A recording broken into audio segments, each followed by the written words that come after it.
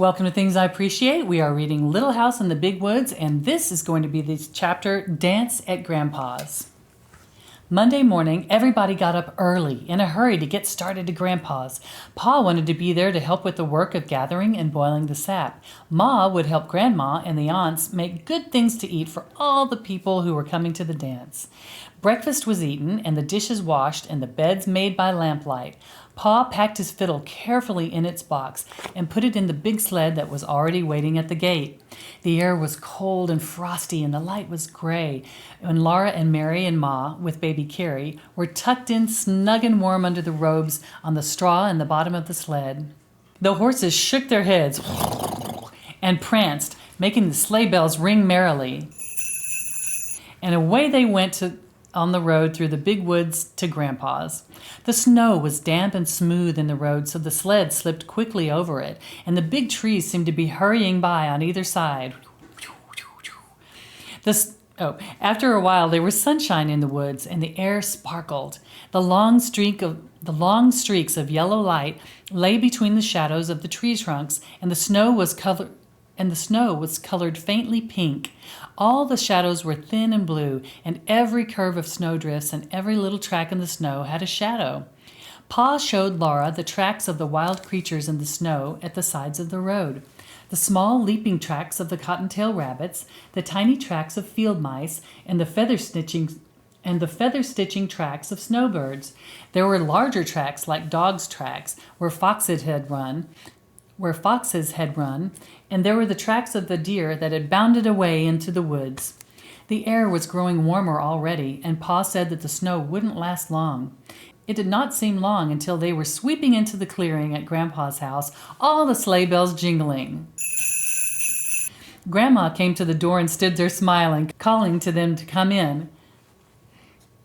She said that Grandpa and Uncle George were already at work out in the maple woods, so Pa went to help them while Laura and Mary and Ma, with baby Carrie in her arms, went into Grandma's house and took off their wraps.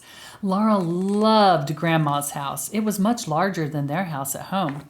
There was one great big room, and there was a little room that belonged to Uncle George, and there was another room for the aunts, Aunt Docia and Aunt Ruby. And then there was the kitchen with a big cook stove. Ooh, I bet that was nice. It was fun to run the whole length of the big room, from the large fireplace at one end all the way to Grandma's bed under the window in the other end. The floor was made of wide, thick slabs that Grandpa had hewed from the logs with his axe.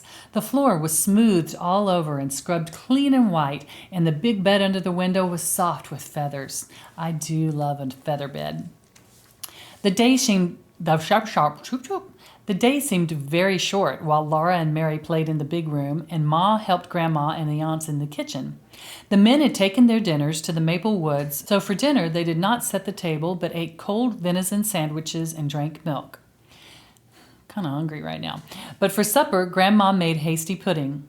She stood by the stove, sifting the yellow cornmeal from her fingers into a kettle of boiling salted water. She stirred the water all the time with a big wooden spoon and sifted in the meal until the kettle was full of a thick, yellow, bubbling mass. Then she set it on the back of the stove where it would cook slowly. It smelled good.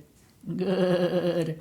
The whole house smelled good, with the sweet and spicy smells from the kitchen, the smell of the hickory logs burning with clear, bright flames in the fireplace, and the smell of a clove apple beside Grandma's mending basket on the table. The sunshine came in through the sparkling window panes, and everything was large and spacious and clean. At supper time, Pa and Grandpa came from the woods. Each had on his shoulders a wooden yoke that Grandpa had made. It was cut to fit around their necks in the back and hollowed out to fit over their shoulders. From each end hung a chain with a hook, and on each hook hung a big wooden bucket full of hot maple syrup. They were very, very crafty and, I don't say innovative, but they got stuff done. Pa and Grandpa had brought the syrup from the big kettle in the woods. They steadied the buckets with their hands, but the weight hung from the yokes on their shoulders. Grandma made room for a huge brass kettle on the stove. Pa and Grandpa poured the syrup into the brass kettle, and it was so large that it held all the syrup from 4 big buckets. Then Uncle George came in with a smaller bucket of syrup, and everybody ate the hasty pudding with maple syrup for dinner. Ooh, that sounds good. Uncle George was home from the army. He wore his blue army coat with the brass buttons, and he had bold, merry blue eyes. He was big and broad, and he walked with a swagger.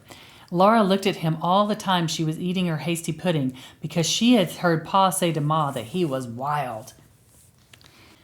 "George is wild since he came back from the war," Pa had said, shaking his head as if he were sorry, but it couldn't be helped.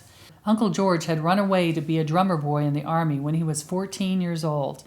Laura had never seen a wild man before. She did not know whether she was afraid of Uncle George or not. When supper was over, Uncle George went outside the door and blew his army bugle long and loud. It made a lovely ringing sound far away into the big woods.